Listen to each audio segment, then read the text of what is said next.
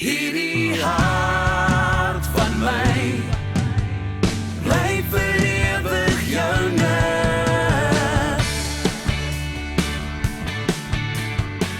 Hierdie hart van my is 'n nuwe liedjie op my splinternuwe album Wilde Waters. Dit is eintlik nie nou splinternuut nie, maar dit is 'n paar maande uit.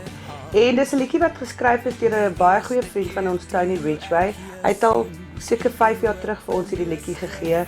Hy het daai tyd vir ons gesê dis 'n opvolg op Dit is ons lewe wat hy ook vir ons geskryf het. Maar dis 'n feel good liedjie. Muse Productions het dit so mooi vervaardig en ek dink dit is 'n baie mooi ritme en ek dink die boodskap is ook net 'n feel good boodskap van liefde. En dit was absoluut 'n voorreg om op jou vorige album 'n liedjie te kon sing.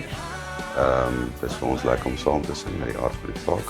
En ja, soos jy sê, is 'n voelgoed liedjie. Hoe goed. Vir mense wat lief en verlief is. Musiek.